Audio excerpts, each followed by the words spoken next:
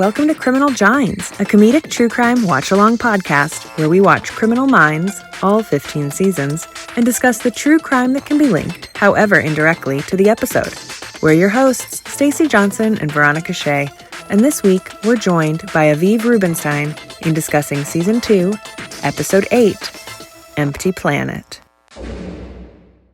I like that all of you have books, and I just have like a blue wall and a surfboard that isn't mine. That's not your surfboard. It's like academic, not a single thought. That feels right, though. Yeah. But I also feel like, Stacey, you could add like a plant on the white wall. I had one, but I don't have the doodad for it anymore. So we're working on it. It's a work in progress. We're all just works in progress. That's it. Hell yeah. That's all I got. Well, Aviv, thank you for coming back on the podcast. Was that the intro?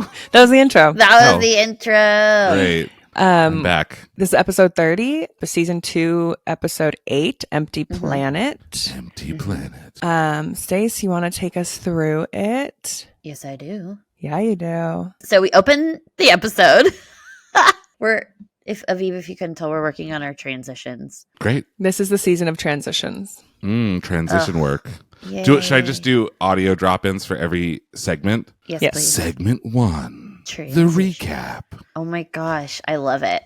You're welcome. So we open the episode with a man painstakingly making what appears to be a pipe bomb while we hear a phone call into a news network of this unsub claiming that there will be an explosion this morning on a bus in the city where it all began. Oh, I love this. He warns that this is only the beginning until it is brought under control. What is it, you may ask, that needs to be under control? We don't know. That was my favorite thing. I like writing. Oh, Jesus, I can't speak. I love writing these episode recaps. They're really fun for me. God. Good. Anyways, JJ was in a hurry, ignoring Reed's warning, hello, takes the case to Hotch where he assembles the team, where we find that similar threats have been made to the most of the coast-to-coast news networks in most of the country. Apparently, I'm not very good at writing it, though, because I said the word most 100 times. We're just practicing. It's fine. Thank you. Homeland Security has asked the news networks to keep it hush-hush until they can assess the situation. The team is stumped as all they can do is wait until something does happen. We see the unsub in a three-piece suit and gloves leaving the pipe bomb on a bus in an unspecified location. Where it all began. Yeah. Okay, right. Upon his leaving the bus, this is my favorite, in broad ass daylight, he turns around and pushes the detonator. The detonator. The first explosion happens, and then we find out that this is Seattle as the team is there assessing the scene. Can we pause for just a second? Absolutely. It's a garage door clicker. Yeah. And then he just drops it on the goddamn ground. Like, if you're not trying to be caught, just like throw it in the Puget Sound. There's water everywhere in Seattle. What are you doing? Right. And Or also, take it with you and repurpose it to be your garage door opener. Right.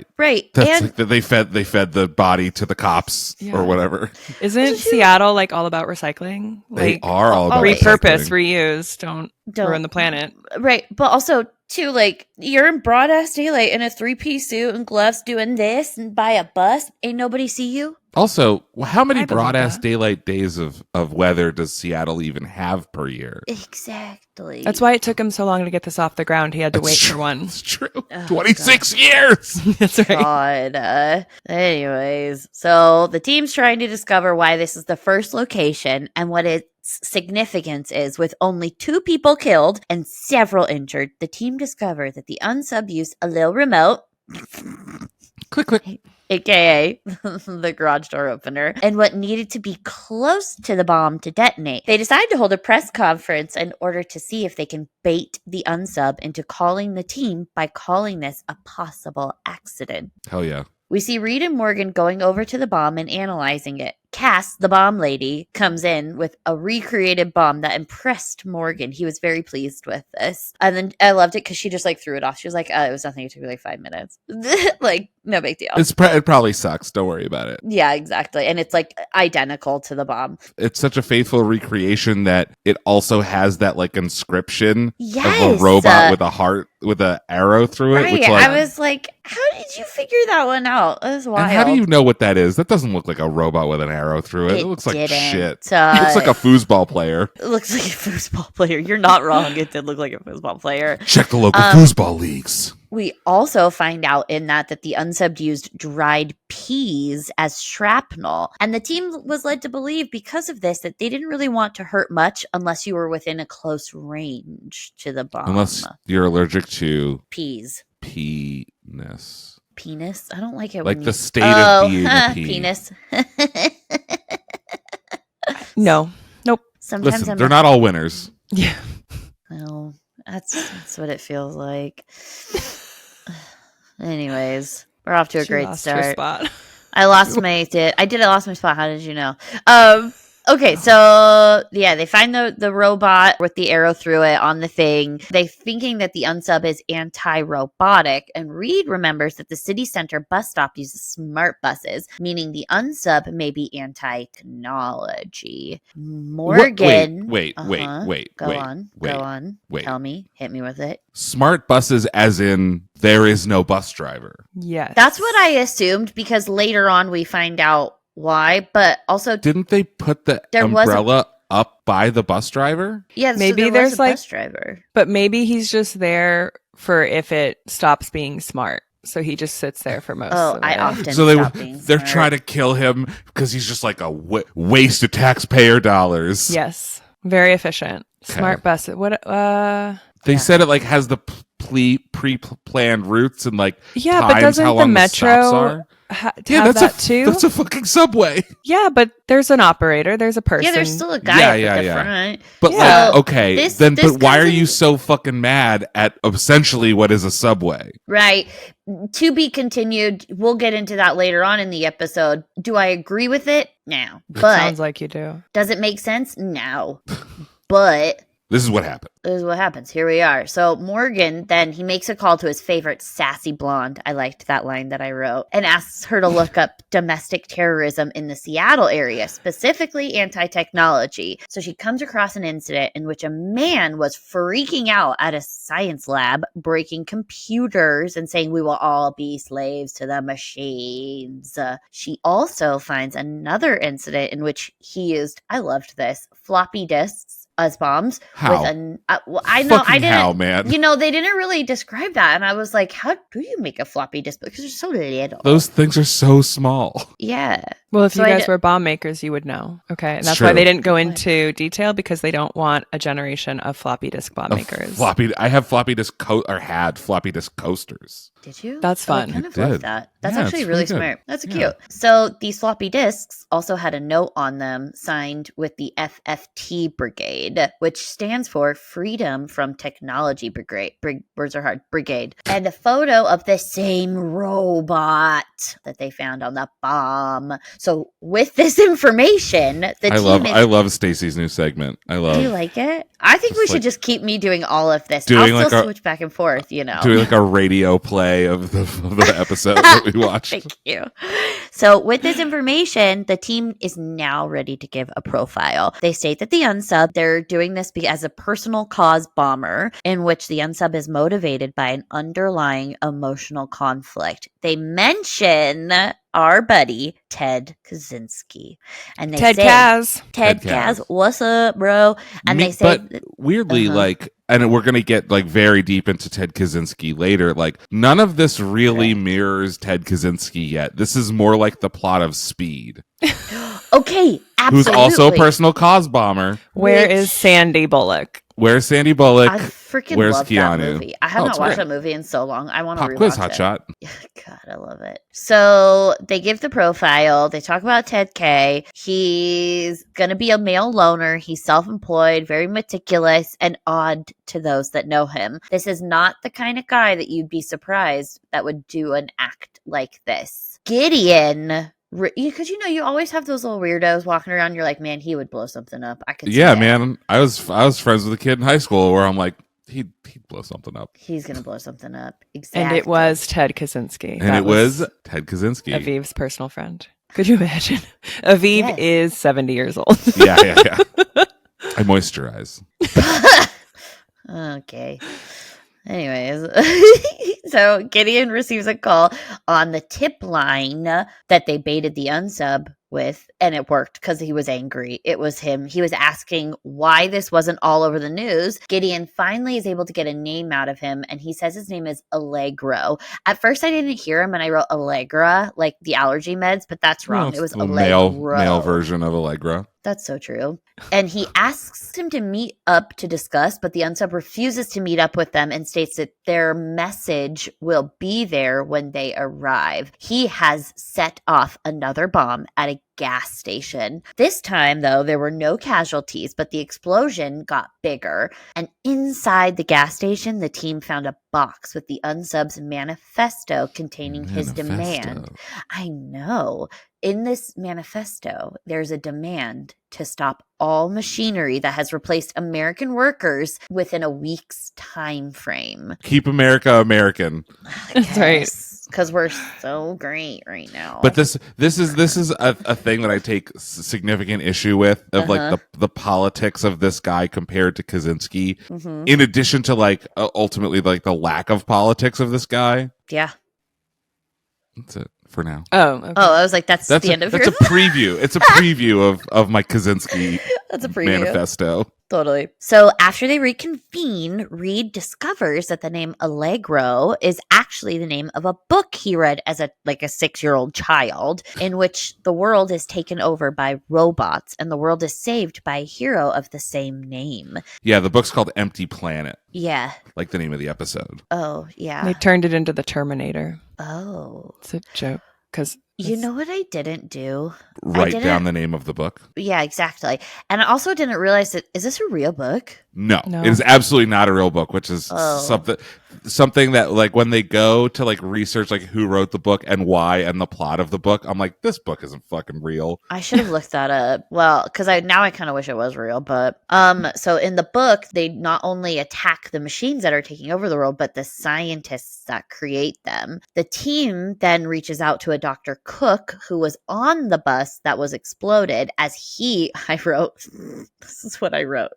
I said, because he was a smarty pants who did something smart with machines and the reproductive system and artificial life. Yeah, so he figured out how to make artificial intelligence mirror human reproduction, which like does not make any sense at all. Like, There's nothing about our human reproduction that a machine would need to do. Like you could just copy code and you don't have to like have a AI sperm meet an AI egg and transfer AI genetic code. Like you can literally just like copy a file. That's it. It's like incredibly easy. Yeah, agreed. So yeah, he was a smarty pants and he did something smart, which doesn't make sense. But after the chat with them, they find that he's friends with the author of this book, who is a lit professor at a Seattle university where one of the attacks occurred. This is where the floppy disk bombs were happening. The team, though, is adamant that the doctor is in danger and the doctor refuses security detail. Surprise, surprise. The very next scene, we see the doctor pulling into a parking lot where he explodes. Well, his car explodes. He doesn't explode. Hell yeah. I don't miss him. Correct. He was kind of an a-hole. He was very arrogant. I wrote... Damn liberals. Damn liberals. Damn liberals. I don't know what this is in reference to, so this is really great. But I wrote, Reed is smart, and it's funny when the team picks on him and he doesn't catch it. Yeah. What you're describing is autism. No. Gideon, he gets a call from the unsub with more demands, including his manifesto being published in the Seattle Ledger. And the unsub states that they are going to be very busy. Him and Reed go and visit the author, who is flabbergasted about her book's involvement as the unsub's bomb Bible, I called it. I was very proud about that. I'm glad for you. Oh my God. Thank you. The bomb Bible. But what does the author have hanging around her neck, Stacy? Oh, I get there. To be continued. Because we cut to everybody else is going all over the city diffusing bombs, and Reed notices, what is it, Aviv? Necklace. A necklace. That the Well, author Continued is just wearing. one sentence later. Yeah, really. With the robot. With the robot. It's the with the same robot. robot shape that we've been seeing everywhere with This one actually does look like a robot with an arrow through it. This So one I'm like, did. okay. Yeah, this one was like way better. So she says that she got it from a brilliant friend who passed away, James, who was an early alarmist on how much we are letting technology run our lives. She mentioned that she wears it when she teaches, it's sort of become like a talisman to her. We're not looking at like James's estranged son who's like, my father took his life and I will continue his work. Right. Yeah, exactly. That's where I thought we were going to go with this, Nope. but we did not. So the team reaches out to another lecturer that the professor usually has as a guest with Dr. Cook, who is no longer, Dr. Brazier, who focuses on artificial intelligence. I can't say her name. I don't know. Regardless, they find her in the car as she's like trying to pull out of this parking lot, and they tell her not to move from her seat, where they discover a bomb. This is where Morgan gets really into it, and I got a little verklempt. He sexily stays by the doctor's side. For what reason? Right? Just to be with her, just to hold her keep hand. her calm. To keep her right, calm. I guess so she doesn't like move. you can like let go of her hand, you could stand No, there, or he's like gotta you can be with her. back away. I'm surprised. I'm surprised that this okay. isn't the frame that we're looking at for Gimme More, because I know it's pretty smoldery. it was smoldering. He was like, "I'm not leaving her side," and he like grabs her hand, and I was just like, He calls everybody like baby girl and stuff, Yeah. which is like a little weird. "It is Like, a little weird." She's a doctor. She like knows so much more than you about basically everything. He's like, "What's up, baby girl? Don't move, or you're gonna blow up." Right? Oh my god. There's 2 bombs in the car. That ass. God. And That's how you keep ladies calm. Give them cheese and call them baby girl, and then just sit there with them. then talk about their ass. There's 2 bombs in this car. Dead ass and this bomb. Yeah, your ass is That the was bomb. funny. God. Oh my god. We cut back to Gideon. He's making the author / professor read the unsub's manifesto to see if she can recognize the unsub's writing. She's unsuccessful in it, or so we think, calling it like just the rantings and ragings of a lunatic. He steps in and says, "Listen, lady, read it again, because Morgan is putting himself in harm's way, and we got to find this guy." I respect the fuck out of him. I respect the fuck out of him for that. So they successfully remove the bomb from the car, and they still blow up the car, though, to trick the unsub into thinking that he was unsuccessful. No, to trick him that he was successful. That he was successful, yeah. That's what I said. What did I say? Unsuccessful? Oh, You said I meant to say, unsuccessful. Unsuccessful. I wrote, oh, you know what I did? I combined unsub and successful because they're right next to each other in my notes. So unsub into thinking he was successful. There we go. With no luck, though, with the author and professor recognizing a possible suspect, or so we think, Reed and Gideon leave, not before asking her why she never wrote another book. And she simply said, "I guess this was the only story I needed to tell." She tells them that she will continue to try and work and recognize a possible unsub. But once they are gone, we see her back at her desk, where she phones her assistant to pull the file of a student she had last year by the name of Kenneth Roberts. She lied. And then she tosses her book in the trash. Back at some office, Reed has listed out the plot of the book, to which he states the final act of the hero Allegro that he does in the book is kill his mother, as she too was some sort of like robot form. His mother is very proud of this final act. We find out that the book is also told from the point of view of the mother. It was her story to tell. We are back, though, at the author / professor's office, where we see the unsub, and he has come to her and calls her mother. She asks if Kenneth was responsible for this. He says he did this because he knows what she was trying to say. She tells him that there was a misunderstanding, that the book is fiction. He tells the story of his mother dying when he was 8 years old. His father, a few years later, needed a blood transfusion, in which we find, like, he tried to donate to him, but we found out that they had nothing genetically in common, and that he was adopted just like the hero in the book. Oh, shit! Dun, dun, dun! town. He set on a mission to find his birth mom. And all he knew, though, was that he was adopted in Youngstown, Ohio. The author / professor is also from Youngstown, Ohio, in which he read from a news article. The professor in the same article states that she gave up a baby for adoption, which was the inspiration for her book. All the meanwhile, the team is racing to her. She states, yes, this is true, but this isn't the whole story. He's pretty adamant, though, that she is his mom. So he drags her to the lecture hall and is pissed that she never recognized him during their year-long class that she took as his her long-lost baby. You looked at me every day for a year. Yeah. Did he fail the class and have to take it again? I was also kind of thinking like that because typically aren't semesters just a couple months? 4 months. Yeah, exactly. So apparently he took her class for a year and he just had to retake it. So Kenneth is dumb. She's finally able, though, to get out that the baby that she gave up for adoption was a girl. Yeah, and he never even considered that. Yeah, right. And he also doesn't believe her in this moment. The team, though, finally rushes into the lecture hall to discover Kenneth, surprisingly, has a bomb with him. A sniper, though, is at the ready and takes the shot. The author notices this, though, and pushes Kenneth out of the way, only to get shot herself. On the ground, covered in blood, she just states that he's lost and she can't blame him and that he just wants to know who he is. We're back on the plane, headed home. Derek saunters over to Gideon and is like, hey, I hear you were worried about me, baby girl. Gideon says... Right on. Thank you. He said, Gideon says Morgan is stupid, but not wrong for what he was doing. And that, yes, he did say nice things about him. And those two have a sweet bro moment in silence where we are hit with... Do they have animosity towards each other typically? I mean... I don't think so. Not really. It's weird that they have this moment of I don't like you, but goddamn, do I respect you? When it seems like they don't not like each other. Yeah, I'm not sure. Well, the last time we dealt with a bomber was when Gideon was coming back from administrative leave because he went crazy, and Morgan was like, he's not ready to be back in the field. Oh, yeah, that's right. But they literally never. But then shouldn't the roles have been reversed? Yeah. I mean, the whole, I don't know. Mandy doesn't like anybody but Reed. This is not a great episode. Oh, but it ended great. And let me tell you why. Because we ended with a total Pure Moods moment. Do you remember Pure Moods? Yeah, I do. They busted out that it was cheesy... a late night, it was Enya and the X-Files theme and it's a mix CD of just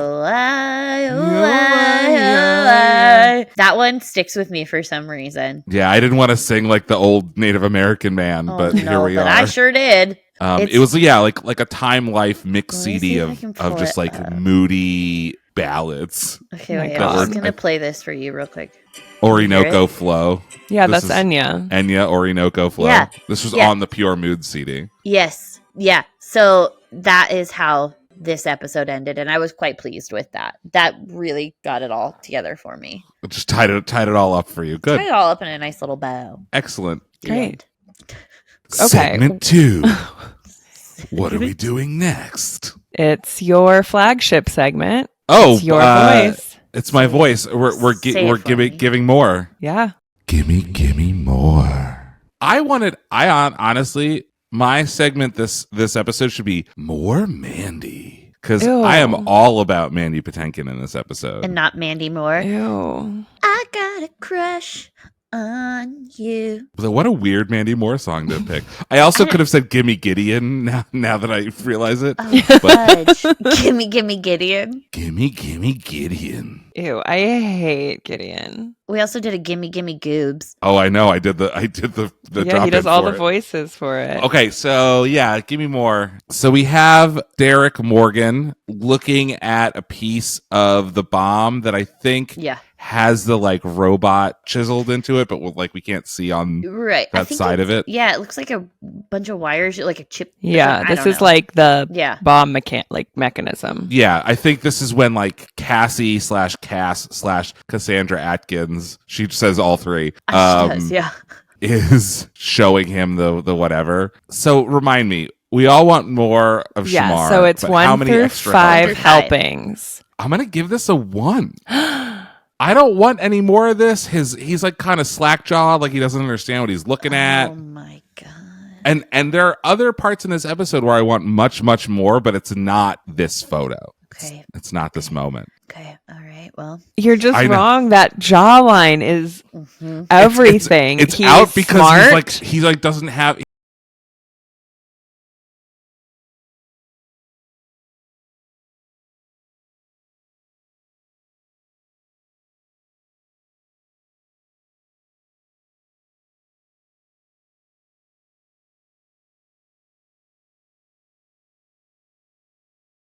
So oh, never mind. Then. I was a 3. I was going to do 4. A 4. Okay. No, I'm not into it. All right, You're wrong. you're I have to forgiven. text Jim. I'm going to text you Jim can- this photo and be like, he gave it a 1. I know. Yeah, Jim's going to be crushed. But it's just one more. It's already a 10 out of 10. That's and I'm true. just saying it's an 11. Does he have his ears pierced? It looks like he has a double he piercing. absolutely does. He's And a tramp this is like stamp. Let's be honest. He has his ears pierced. this is a It's fun like thing that I double notice piercing. in like period movies where like actors like Robert Downey Jr. has his ear pierced, but like the dude from Oppenheimer shouldn't. Anyway, Oh my gosh. Okay. this has been another edition of Gimme Gimme More. Yeah. So we're here to talk about Ted Kaczynski. We the are here to talk Unabomber. So Love him. let me take I don't you really on love him. Love him. well, I'm gonna take you on a journey. Big I fan. love it. And luckily for us, there are some surprises in this journey. Even I so learned some excited. things while researching this episode. So Theodore John Kaczynski was born in 1942. Why wouldn't his name be Theodore Jonathan Kaczynski? I don't know. John John. I know, but isn't that weird? Jon. John Jacob Jingleheimer. No, Schmidt. John is usually John. And then when they say Jonathan, they just drop the H. Yeah. The H is only for the nickname. Yeah. I fucking hate that. I know. You can't have your H and eat it too. So Theodore John Kaczynski. Kaczynski. I said Oh this my is the God. same fucking thing. No, it's John Krasinski. Because it's Theodore He's not John the Unabomber. Kaczynski was born in Chicago in 1942. His mother's name was Wanda. His father was Theodore Richard Kaczynski, who was a sausage maker. which is my favorite fact. Ted Kaczynski Sr., Sausage King of Chicago. That's right. So he tested his IQ around the age of 11. He had his IQ tested and it weighed in at 167, which is pretty fucking high. Very high. And Because as we a result, learned genius On level a previous episode. on a Is previous at episode. 145. 145. is genius. I don't know. I don't know shit. Also, IQ is like a famously flawed It's correct. system. It's a and great like system. more Veronica than a scored- little bit racist. Some of us scored really well and some of us didn't, and Right. that's showing. It's flawed. I've never taken it, and I'm afraid to. You absolutely have taken an IQ test. They just They didn't shouldn't tell They you. just didn't tell me. I don't So- remember. Because he tested so high, he skipped the 6th grade. And Ted later described this as a pivotal event in his life because he had socialized with his peers in his own grade and was even a leader. But after skipping ahead, he felt like he didn't fit in and he was bullied. And this is in like 1954. So it's not like we were great about understanding the socialization needs of children back then. My brother skipped 6th grade. Oh, is your brother a mail bomber? He's we a don't talk something. about it. We don't. Oh, we don't. Well, I mean- so you're the David Kaczynski in this story. Yes. So in high school, Ted became intensely interested in mathematics and he spent hours studying advanced problems, and he became associated with a group of like-minded boys interested in like the nerds, right? The science and math kids. But in his school, they were called the briefcase boys Yes. because of their penchant for carrying briefcases. And that just reminds me of the pilot episode of the Inbetweeners where someone calls Simon Bird a briefcase wanker. I love the Inbetweeners. Oh, I love the never American watched it. Inbetweeners. It really got what No. the British one was missing. I couldn't even get through that. Yeah, the British Inbetweeners is incredibly funny. It's Greg Davis, Yeah. baby. You could die here, Will.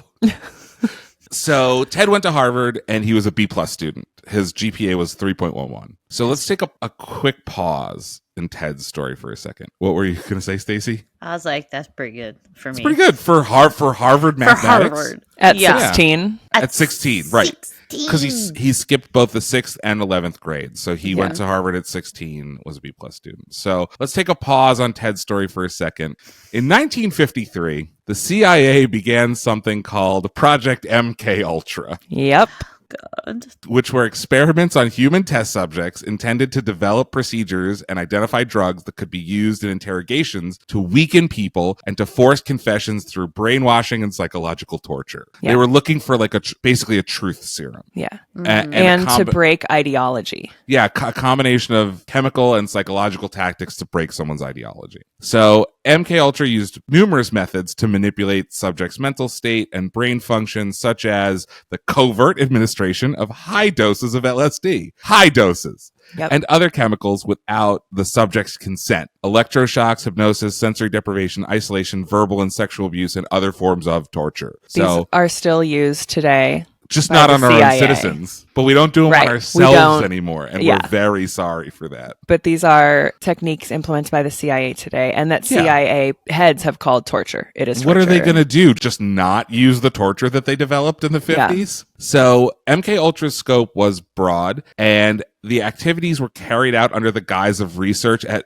more than 80 colleges and institutions outside of the military. This was colleges, universities, hospitals, prisons, and pharmaceutical companies. And the CIA operated using front organizations. So they would set up fake pharmaceutical companies, fake colleges, fake hospitals to do these MK Ultra experiments. And officials at these institutions were aware that they were actually working at the CIA. So the MK Ultra program halted officially in 1973. But as Veronica mentioned, we learned a lot of stuff about how to break a human brain. And so now we still do that to people who we want to do that to. Yes. It's great. Super good. And why is this important in the Ted Kaczynski case? Well, in his second year at Harvard, so this would be around 1961, Ted participated in a study described by the author Alston Chase, who wrote a book about the Unabomber, as, quote, a purposely brutalizing psychological experiment led by a Harvard psychologist named Henry Murray. Henry Murray used to work for the OSS, which was the Office of Secret Service or something like that. Office of whatever. It was the precursor to the CIA. And Henry Murray was in on the ground floor of this MK Ultra experiment before, when it had it was Project Acorn or some other fucking name. So the subjects were told that they would debate personal philosophy with a fellow student. Yeah, they looked for people with very strong ideologies. Right. So they've purposely found students with really strong ideologies, and subjects were told that they would debate their personal philosophy with a fellow student, and they were asked to write an essay detailing their personal beliefs. So this functioned in a couple of ways. Way number one, they're basically masking this as a debate team. But way number two is they're asking these students who have very strong ideologies that don't necessarily align with American ideals to put this stuff in writing. So they're getting their black list of suspected commies or whatever that they can wave around. So these essays were given to an anonymous individual who would confront and belittle the subject, in this case Ted Kaczynski, in what Murray, the psychologist himself, called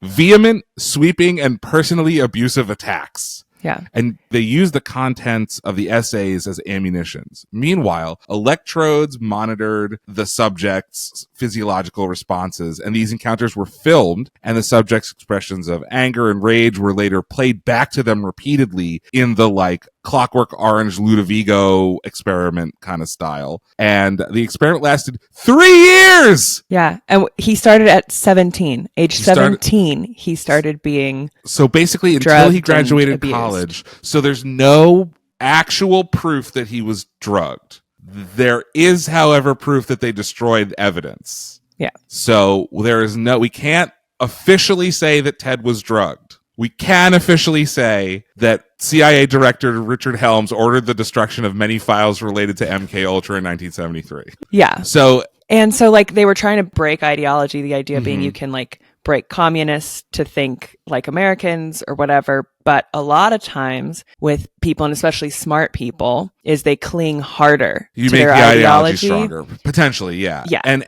because Ted spent 200 hours as a part of the study, which is too much time. Yeah.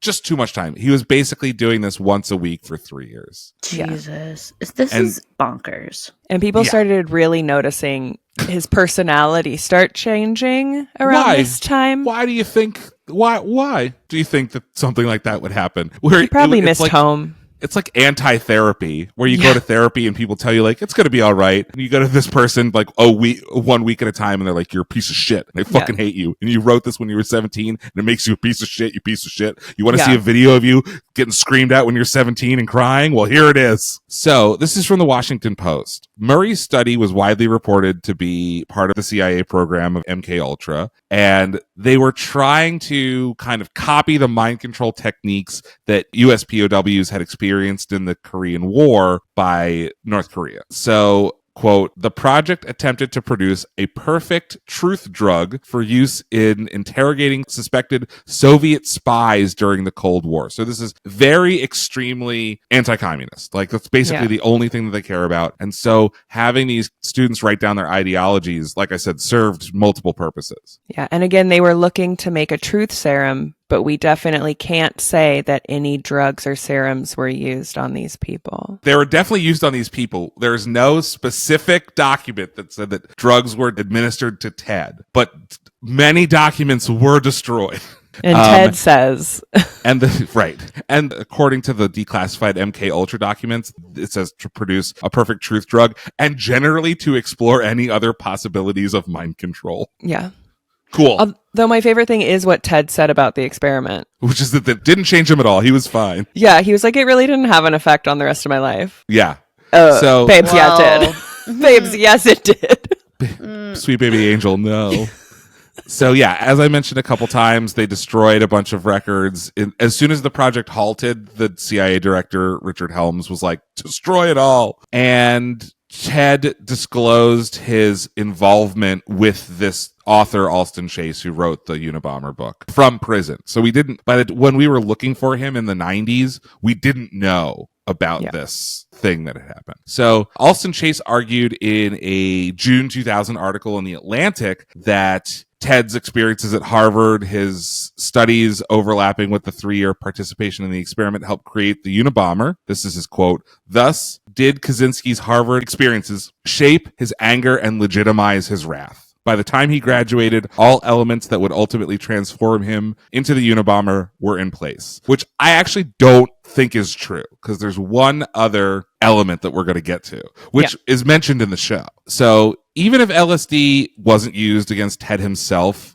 it was used against other American citizens. And according to psychologist Nigel Barber, quote, the Harvard experiment was stressful and stress aggravates the symptoms of schizophrenia. Otherwise, it would be a mistake to exaggerate the importance of the experience or to see it as a major determinant of his anti-science and anti-technology political views. So it's not like Ted Kaczynski was diagnosed with schizophrenia multiple times over the 30 years that he was in prison, right? Yeah. But Kaczynski said, so Kaczynski's lawyers, when he was on trial, attributed the hostility toward mind control techniques and the participation in the study. But Ted himself said that he resented Murray and the co-workers because of the invasion of privacy he perceived as a result of their experiments. But he said, quote, he was quite confident that his experience with Professor Murray had no significant effect on the course of his life. Wild. I don't know, man. Wild. If I'm 17 or 18 and some government guy hires a bunch of people to dismantle everything I believe and psychologically abuse me, and then I find out I'm like a test subject in a CIA conspiracy to help develop mind control drugs, I don't know, man.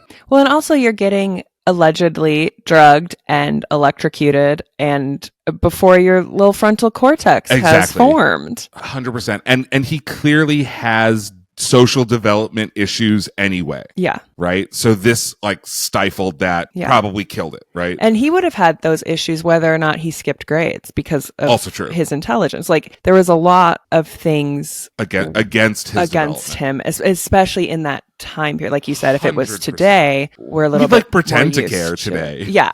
There would have been like a teacher who was like, Ted, no, you good? Well, you can eat lunch in my room. It's fine. Right. Ted needed a teacher who was like, eat lunch in my room, briefcase wanker. Yes. Like, honestly. That's such a great name for a punk band. Briefcase wanker? That is a good name for a punk band. No. So in addition to all this, for a period of several weeks in 1966, Ted experienced intense sexual fantasies of becoming a woman and actually decided to undergo gender transition. He arranged to meet with a psychiatrist, but changed his mind in the waiting room and just discussed other things with the psychiatrist instead without disclosing his original reason for making the appointment. And so this is mentioned in the episode, and it's just like kind of like thrown out there. Like, oh, this happened. Like, draw your own conclusions about the trans community, which is not. Well, and it's something that that anti-trans people use to point to. All the time. Like, well, what if they change their minds? But he is not transgendered. But this also like does. Let's say, for the sake of argument, he was transgender. He was thinking about this for more than several weeks before, and he kept thinking about it for the rest of his life. But don't you think, had he been able to transition, he wouldn't have mailed a bunch of bombs to people? Anyway, this is his quote from that appointment. He said this several years later, but he said, quote, "As I walked away from the building, I felt disgusted about what my uncontrolled sexual cravings had almost led me to do. And I felt humiliated, and I violently hated the psychiatrist. Just then, there came a major turning point in my life, like a phoenix. I burst from the ashes, from my despair to a glorious new hope. Ted's new hope was to take his rage out on others. Quote, I will kill, but I will make at least some effort to avoid detection so that I will kill again." He's taking his rage on the road. Yeah, which, like, once again, I'm not defending him. I'm not saying he did nothing wrong, but like, there's only so much psychological abuse this poor guy can take before, like, he only killed 3 people. I feel like that's a win. Yeah, I mean, he could have killed so many more with people. that kind of background. It's like you're either killing people or yourself. Like there was, which he tried to do several times. Yes, I was listening to a podcast with, I can only remember her last name right now, Candace DeLong, who was Tom DeLong of Blink-182. Of Blink-182. Candace DeLong. She's a retired FBI agent. And she's a BAU member, and she helped bring down, actually, Ted Kaczynski was one of her first cases. And she was there in Montana. So she talks about him and this period in his life. And it was actually that he was having very intense sexual dreams that he couldn't understand. But wild.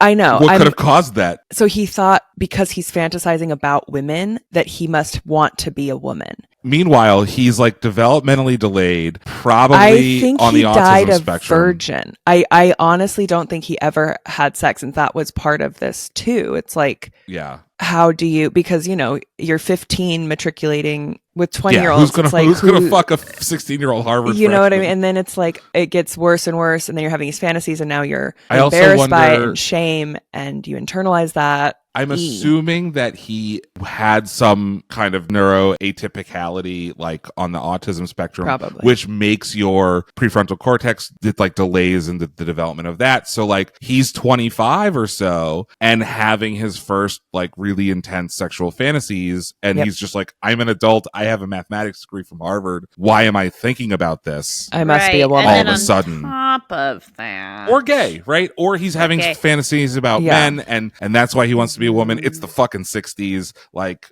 right, we were very not good about this stuff. No. So this news came out in the late 90s, early 2000s about the gender dysphoria. And of course, the Washington Post runs an all caps headline: gender confusion, sex change idea fueled Kaczynski's rage, reports say. Awful. So yeah. Thank you, Washington Post. A handful of folks do think that the MK Ultra experiments caused the Unabomber, and a handful don't. Some anti-trans bigots say that this is what you get when you allow the transgendered agenda. That's not correct either, because he obviously didn't allow the transgender agenda. Yeah. Correct. But if I had all this shit happen to me when I was 17, and then I found out that I have gender dysphoria in my mid-20s and it's 1966, so the best I'm going to get is electroshock therapy if I go to anyone for help on this, I might go live in the woods. Yeah. Which is what Ted did. In 1969, he resigned from Berkeley, and in 71, he went to live in the woods in Montana, off the grid, which is kind of a hippie buzzword now, but back then it was considered extremely fringe. They were like preppers or survivalists. Like, we probably all know several people who like live off the grid and like just do ayahuasca in the desert. Not Ted. Ted's goal was to become self-sufficient so he could live autonomously, right? He didn't want to depend on anybody. He was like the purest definition of a libertarian. And like, maybe, can't say for sure, not great experiences with the government. So like, I get it. Yeah. I don't condone libertarianism, but I'll make one exception. And kind of society in general. Like he kept making friends and they'd be torn away by something, like whether it was him advancing in school or Career, this fucking psychological thing, or like but like he was like a very pleasant guy. He used an old bicycle to get into town. He volunteered at the local library and he would read old classic works in their original languages. Like he's one of the smartest people to ever have lived. But in 1975 he started performing acts of sabotage, including arson and booby trapping, specifically against developments near his cabin. So now we're back to like Captain Killdozer territory, which is still got to get those tattoos. But he's literally like just trying to salt the land around his cabin so no one will get near him. Yeah. And he also dedicated himself to reading about sociology and political philosophy. And this all came to a head when he read a book called The Technological Society by Jacques Ellul, and that became Ted's Bible, according to his brother. And in 1998, Ted said, quote, "When I read this book for the first time, I was delighted because I thought, here is someone who is saying what I have been already thinking." Right. So he sees this kind of like Luddite, anti-technology kind of dude. Mm-hmm. By the way, this is like contrasted by like the technocracists or whatever, like Elon Musk's grandfather who like changed his name to a number and got like barcode tattoos and shit. Really weird shit. But this is from an interview after Ted's arrest about an incident in 1983.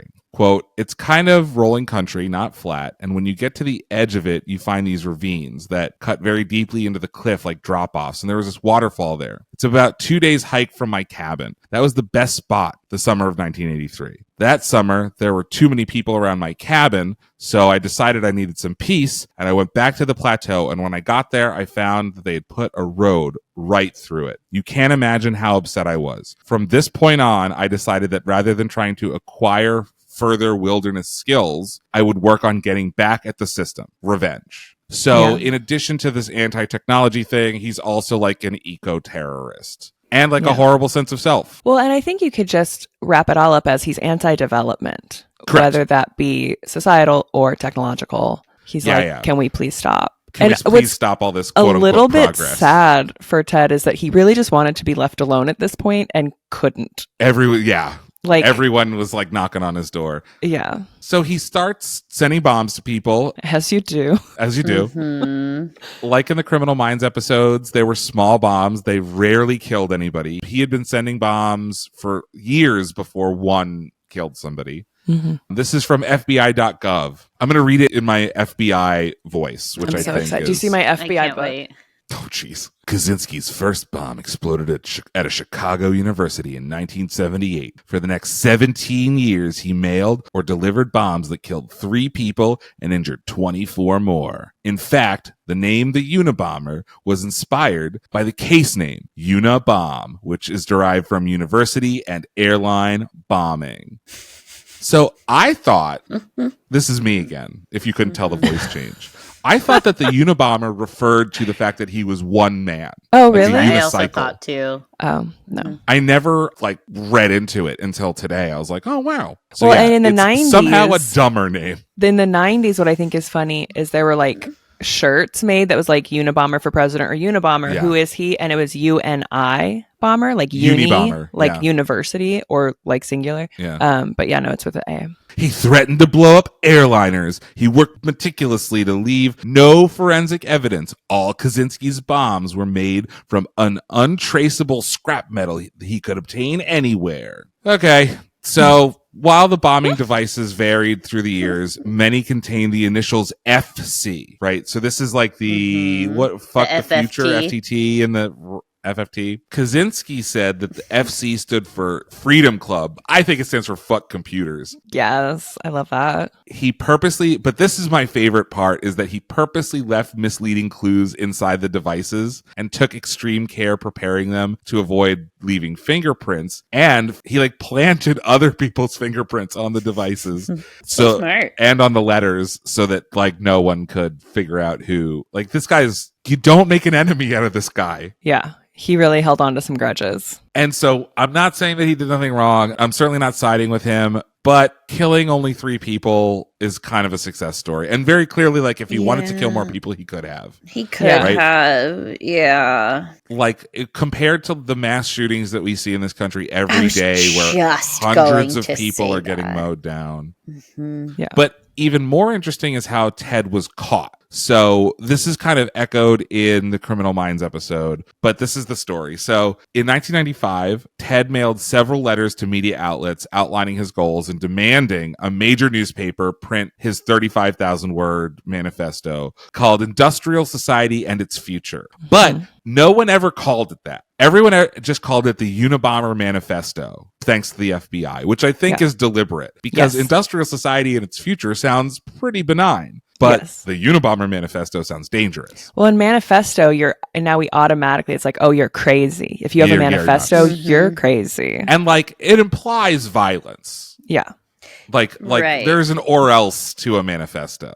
But he stated in his letters that he would desist from terrorism if this demand was met, if a newspaper would print this Industrial Society and Its Future, which you can read online. Yes. It's very easy to find. So they were like, do we do it? Do we not do it? Janet Reno, who was the attorney general at the time, was like, do it because maybe we'll be able to like find some clues if someone reads it. And so Bob Guccione of Penthouse is like, we'll do it because where there's a fire, there's Bob Guccione. And he did this publicly, and Ted wrote a letter, was like, because Penthouse is less respectable than the New York Times and the Washington Posts, that if it's only Penthouse that wants to publish this, I'm going to set a bomb that will kill people because I know how to set a bomb that'll kill people. Yeah. And he's like, I got one more bomb intended to kill after our manuscript has been published if Penthouse is the only one that publishes the document instead of the Times or the Post. So the original fuck around and find out. Literally. So the Washington Post published the essay September 19th, 1995. And when newspapers printed it, people read it. It was like this big fucking deal. I was alive for this. I remember this. I never read it. But one of the people that read it was David Kaczynski, Ted's brother. So, as Veronica mentioned, there is this who is the Unabomber thing. I'm sure everyone listening can picture the very famous sketch with the glasses and the hoodie. I was thinking about having my hoodie on this whole time. Which is not a sketch of the Unabomber. Tell me more. Did you know that? No. So the very famous one. So you can look up the Unabomber sketches. There's the original one and there's the very famous one. And the very famous one, he is much better looking. He is more real person looking. Yeah. And it was because the original person who did the sketch was called in again to see if they could remember more things and ended up making him look a little bit better. I'm looking at the two. It's the side by sketch side. Artist. It's the sketch artist in a hoodie and no aviators. Shit, really? Yes, it was the original sketch artist, ended up becoming the absolute pinnacle of the Unabomber sketch, which I think is very fun. I'm looking at these two side by side. So they are both, like, if I were to use the ChatGPT to describe these photos, they are identical, right? There's a white man with a mustache and sunglasses and a hoodie, and there's hair peeking out from underneath his hoodie, and he's got like a kind of a severe jaw. And one of them, the very famous one that Veronica's mentioning, he looks like a comic book hero. Yes. And in this other one, it just looks like kind of a regular sketch. He doesn't look ugly, but he just like looks like a dude. Yeah, he's kind of thinner. He's way a little It's gaunter. Like it's like this is a real person, and the other one is like Hollywood got to him. Yeah, and now he has machines. Fucking Shamar's jawline. Yeah, like, it's Matt Rife in a fucking. Oh my God. Trying to fuck your Yes. mom because your mom's the bomb. Yeah, like, oh my God. So, but who is the Unabomber was like, that was OJ, right? That was, everyone was like, wondering who the Unabomber was. And so David Kaczynski reads the manifesto, and there's one phrase that jumps out from the manifesto, and David's like, that sounds familiar. And the turn of phrase was, you can't eat your cake and have it too. Yep. So typically what you would hear in American English right now is you can't have your cake and eat it too, right? So let's have a discussion, because I know that Veronica is a stickler for this. Tell me, Veronica, why is one right and one wrong? Well, because you can have your cake and then eat it, first of all. Correct. But because time moves from left to right. But you can't eat your cake and have it too is the original say. It's the original. I have it here, yeah. And this is also what hit the linguistics department with the BAU.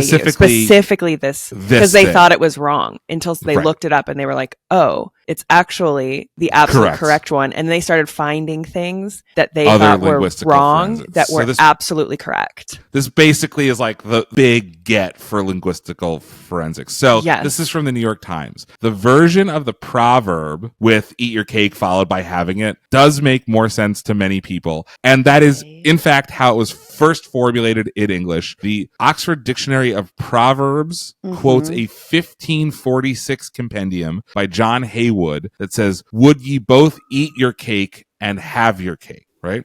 And then in 1611, John Davies, or Davis, if you're like Greg Davis, says the more typical phrasing is, a man cannot eat his cake and have it still, which makes much more sense. Yes, but it doesn't really roll off the tongue. It doesn't. Have your cake and eat it too. Which that I think makes so much more sense. Right. The point of the aphorism is that sometimes you have to make a choice between two options that can't be reconciled. In Russian, you'd say, you can't sit on two chairs. And in German, you'd say, you can't dance at two weddings. But the Yiddish version of it says, you can't dance at two weddings with one tuchus. Which is what I'm going to say from now on. That's my favorite. You can't dance at one wedding, two weddings. With one tuchus. With one tuchus. I'm going to use it in a sentence every day. That's brilliant. But the have, eat, have debate hit the Kaczynski household because it was actually Ted's mother, Wanda, who taught the kids the Veronica way to say it, right? The way that he wrote it in the manifesto. You can't eat your cake and have it too. Which is why David Kaczynski was like, this might be my fucking brother. But David's wife thought it was Ted long before the manifesto happened. Because Ted has been living in the woods for several years, doing survivalist things, and a lot of the family had come to visit him, including the father, and David said that he had idolized Ted until Ted went all survivalist on him, and then he's like, I don't know, Ted. But yeah, so David's wife was suspicious of Ted, but in the I don't like your fucking brother way. Well, because the original profile, so also this is an interesting case because it went on so long that they ended up doing two profiles, and John Douglas did the first one. The father of Mindhunterism. Yeah, our favorite, our guy, John Douglas. Edward Douglas. I know. Fucking Tedward. Stacey. And he profiled that he had been raised in Chicago, later lived in Salt Lake and San Francisco areas. He, said that he would be very intelligent, that he would be socially awkward, and that he would want to live alone and be a loner. So that's pretty spot on. How did he pull the Chicago thing? Because the first bomb was set at Chicago University, or at a university in Chicago. In Chicago, right. And that's where the whole, we see this in movies and TV all the time, where the first victim is the one closest to your home. Yeah. Right. And then there would also be Zodiac. Bombs at Berkeley, San Francisco area, and in Salt Lake, all places he lived and worked. So it's it's not rocket science to be let's look for people who lived in Berkeley, in Chicago, and in Salt Lake. And the Chicago also made him a suspect of your last episode. Hell yeah, dude. The Tylenol murders. Although, of course, that was never it's just a weird fucking... Maybe it was Ted.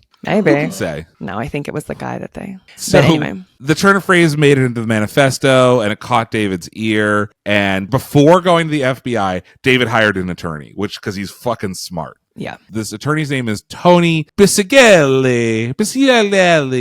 That feels racist. To organize the evidence And the lawyer, Tony, contacted the FBI, and he thought that it would be easier for the lawyer to contact the FBI because, you know, you print this manifesto in the newspaper, you're going to get a lot of tips, right? So Kaczynski's family also wanted to protect him from the danger of like an FBI raid because we're just a couple years after Waco and Ruby Ridge.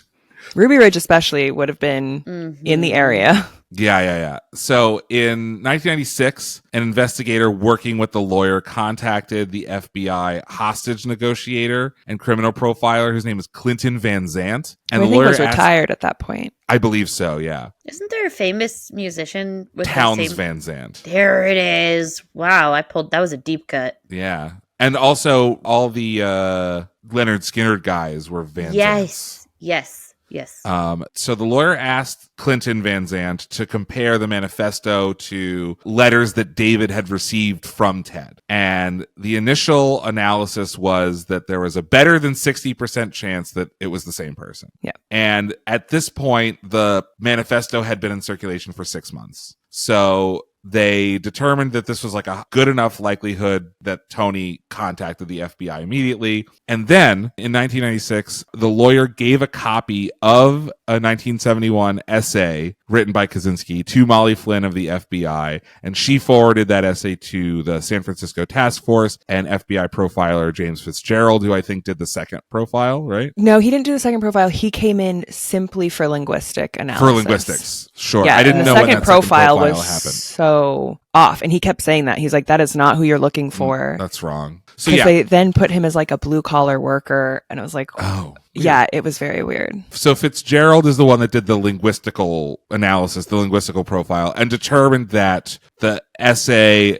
and the manifesto and those letters were almost certainly written by the same person. Which, you know, there is this whole thing of like, this is all wrapped up in a narrative. Like, they happen to be right this time, but like, this is one person being certain, which does not necessarily make it scientific. This person is just it was very his good team. Yeah. It's not like, you know. You're right. And he was working with like college linguistics professors and like those kinds of people too. It wasn't just... So with linguistics analysis, you're like looking for repeated patterns of word combinations, turns of phrase, like eat your cake and have it too. So it is scientific. I'm not saying that it's like total snake oil, but it is like there is a wide margin of error. Yes. And it's like profiling, right? It's going to be whoever has it and their experience. Yeah. All comes down to it. And it's used as a tool. They always say these are tools, not hard facts. It's not it the is not gun. the same as forensic evidence. So FBI agents raided Kaczynski's cabin on April 3rd, 1996. We have Happy 9th birthday, Stacy. My birthday. Thank you. I was 9 years old. we have another very famous photo of him being perp walked out of the cabin in handcuffs, like completely mountain man disheveled. Yeah. And I remember once again seeing this on TV and having trouble reconciling, like, this is the guy in this sketch, and it turns out it wasn't the guy. It wasn't even the guy. So they also found a bunch of bomb components and 40,000 handwritten journal pages that included bomb making experiments, descriptions of the crimes that he committed, and they also found one live bomb. And also the original typed manuscript of the original manifesto. Yeah. So the version that he sent to the papers, smartly, was a copy. So by this point, he was the target of the most expensive investigation in FBI history, which is estimated about $50 million over the course of like 10 years or so. Yeah. And a grand jury indicted him in 1996 for 10 counts of illegally transporting, mailing, and using bombs. So his lawyers, at first he was repped by public defenders, Michael Donahoe and Judy Clark, and they tried to enter an insanity defense to avoid the death penalty, and Ted fired them. Yeah. Because he didn't want to say that he was crazy. He's like, I'm not crazy. And if you read the manifesto, he's not fucking he's crazy. Not crazy. He's and not so crazy. Much of what he warned has come to pass. Nothing that he has ever done, even the mailing bombs, it was wrong and it was bad, but nothing that he ever did was crazy. Yeah. And then he hired a lawyer named Tony Serra, and Serra agreed not to use the insanity defense and instead based the defense on the anti-technology views, which is like what Ted wanted. Like he's like not a prophet, because that sounds like it's crazy, but like he's legitimately trying to warn against something. But this request was unsuccessful, and Ted tried to kill himself on January 9th. The judge on this, I am a little bit like, we'll a talk little about the judge. sus. Little sus. Talk about the judge. Yeah. So Sally Johnson was the psychiatrist who examined him and concluded that he had paranoid schizophrenia. Which he does not. Which he doesn't, right? Does not. Quote, the validity of that diagnosis has been criticized. Forensic psychiatrist Park Dietz said that he did not have schizophrenia, but had a schizotypal personality disorder, which they are different, but either could have been exacerbated by the stress of the MK and drugs of the MK Ultra. Oh, absolutely. I think he is schizoid personality disorder, which we have also talked about in previous episodes, but there is no evidence that he was hearing voices, that he was having breaks with reality. He was able to care for himself. For the most part, yeah. Yeah, I think if a schizophrenic could have used a couple more razors. Sure, but if a schizophrenic moved out into the woods and had to they would die immediately. Feed themselves, they wouldn't be able to. Yeah, and this is an important distinction, right? So he has a personality disorder for sure, and he is extremely erratic, and like his closely held beliefs are held very closely. Yeah, and he's will fly into fits of rage, and he can't. But that could have also been caused by the severe torture that exactly. Well, so who knows? This is the thing is like, I'm not sure if it was a foregone conclusion that he would have had this or developed this schizotypal personality disorder without that extreme prolonged stress. Yeah. Right. And like we could also take a like complex PTSD lens, because like he very clearly, despite what he said, was so fucked up by this experience. Yeah. He wrote a book in 2010 called Technological Slavery. My guy. My fucking guy. And he said that 2 prison psychologists who visited him frequently for 4 years said that they saw no indication that he suffered from paranoid schizophrenia, and that the diagnosis was ridiculous and a political diagnosis. Yeah, which is true. And that is also all to say that doesn't make what he did okay, and it doesn't excuse what he did. It's just something that he had. But the idea was the political diagnosis. People suggest that it was his brother and his mother that purposely wanted the schizophrenia defense or the schizophrenia diagnosis to save him from execution. Yeah. But like most paranoid schizophrenics wouldn't be able to stand trial until they got that with medication under control, and he was never medicated. It was, I mean, he was medicated once he went to prison, but like for depression and shit. Yeah, and like mood stuff. Yeah. But in 1998, he was declared competent to stand trial by a federal prison psychiatrist. And despite the psychiatric diagnosis of schizophrenia, which these two things are contradictory, right? He shouldn't be competent to stand trial if he has schizophrenia, though the diagnosis still stands that he has schizophrenia. And so prosecutors sought the death penalty anyway, even though that diagnosis stood. And he pled guilty to all the charges, accepting life imprisonment instead. But then he tried to withdraw the plea and said that the judge coerced him. And the judge did not allow his request to change his plea, which is interesting. Well, and I'm pretty sure it was that the judge said you either have to put in a plea of not guilty by reason of insanity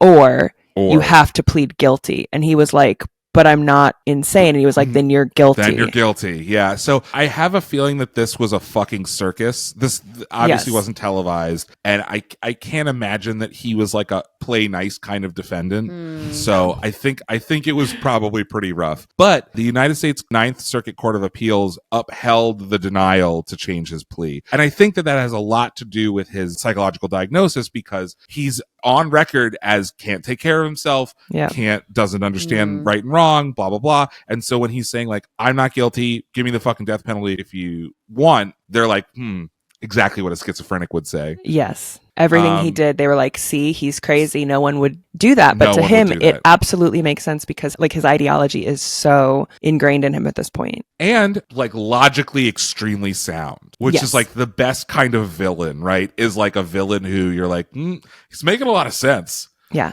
Weirdly, there is a trend on TikTok. Some news periodical published the manifesto that Osama bin Laden wrote before he did 9/11. And some like utter dipshits on TikTok are like, Osama bin Laden's making a lot of sense. And it's like, nah, man, he was the son of a billionaire. This is all fake. Like, it's like if you there are some legitimate criticisms of American imperialism in the Middle East, and I will make several of them. But like, the answer is not fly a plane into a building and kill 5,000 people. Right. Yeah. And unlike bin Laden, and at one point they were like on equal levels of like the most evil people on the planet, right? There's a reason that I'm comparing these two people. But unlike bin Laden, Kaczynski like never really wanted to hurt anybody and was just like, please listen to me. I will stop blowing things up as long as you listen to me. And they were just like, no, thanks. No, we're good. It's worth noting he had like a little while. He didn't have like a ton of time, but after they published the manifesto, he never sent another bomb. Yeah.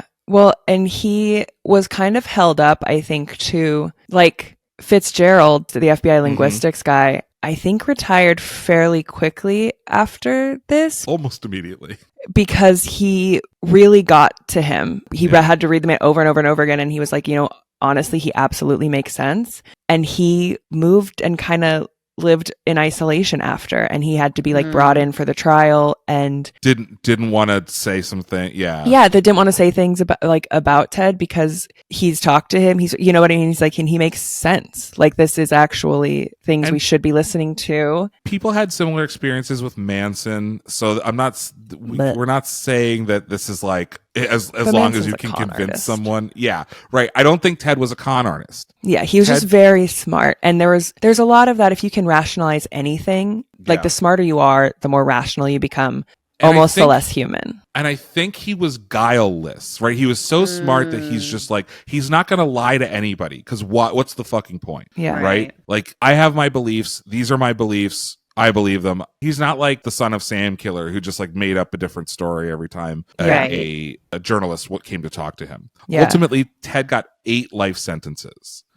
And in 2012, somehow a piece of mail arrived for Ted in the prison. It was the Harvard Alumni Association's directory inquiry for the 50th class reunion of 1962. Yeah. He listed his occupation as prisoner. And under the awards section, he said 8 life sentences. At least he had a sense of humor. I love him. At least he had a sense of humor. On June 10th, 2023, Ted was found in his cell, unresponsive. He was taken to a hospital. He was pronounced dead. Prison officials believe his death to be a suicide. He was also in the late stages of cancer.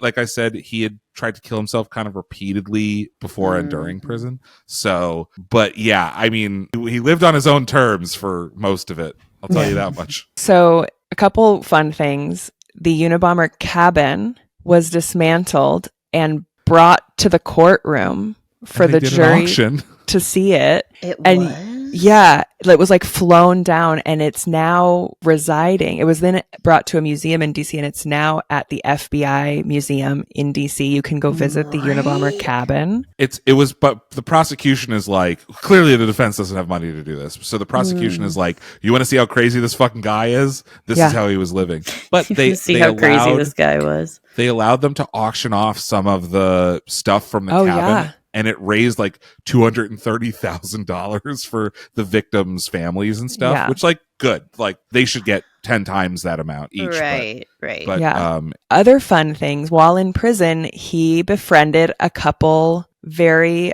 big figures in the bombing world. Great. As you do. First, Ramzi Yousef. Oh, shit. Who did the first Twin Tower bombings in 1993. The guy who rented the car and drove it into the Twin Towers. Yeah. And so for people who don't know, the Twin Tower, 2001 was not the first attempt. And it was Ramzi Yousef who helped plan that one too. In 1993, he rented a van, he put a bomb in it, and then he tried to blow up the base of the World Trade Center to get the towers to fall. Nothing compared to 2001, but this is where it started. So that was 93. So that was obviously before he was caught and arrested. But then Ramzi reached out to him and they became friendly. Another one was Mr. Tim McVeigh of the Oklahoma City bombing. So this is a weird one because, and we're going to talk about political ideologies, right? Ultimately, I don't know if you believe in horseshoe theory or not. It feels like Ted was so left-wing. He is anti-imperialist, that kind of thing, that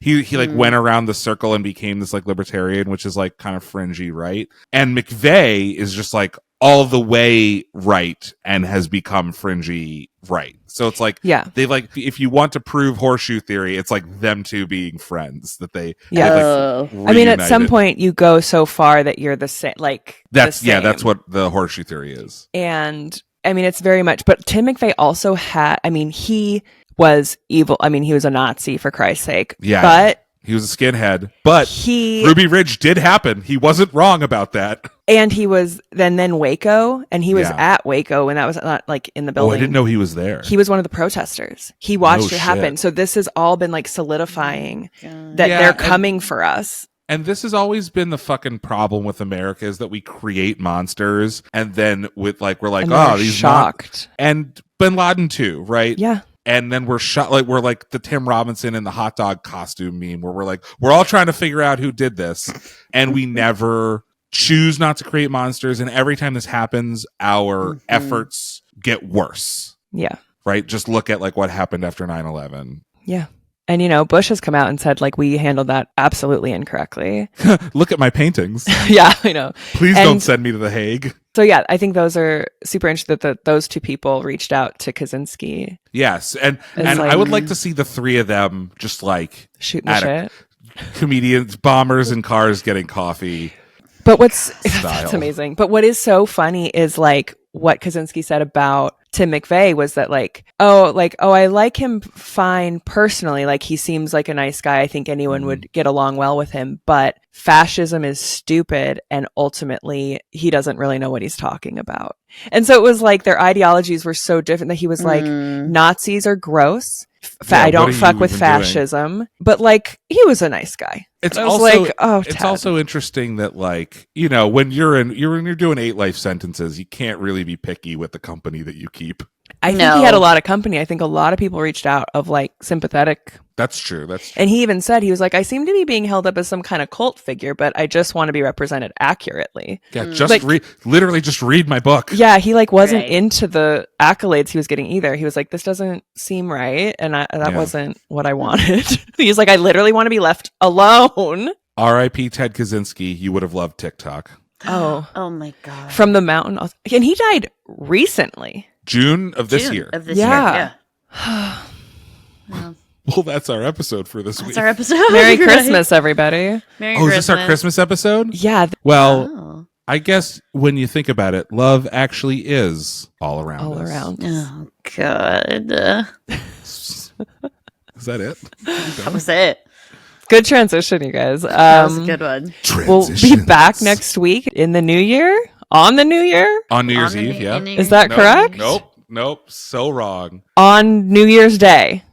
We will be back on New Year's Day. Come see us or hear us for another episode of Criminal Gines. The Gines stands for vagina. Oh my God, you're the second person to say that this season.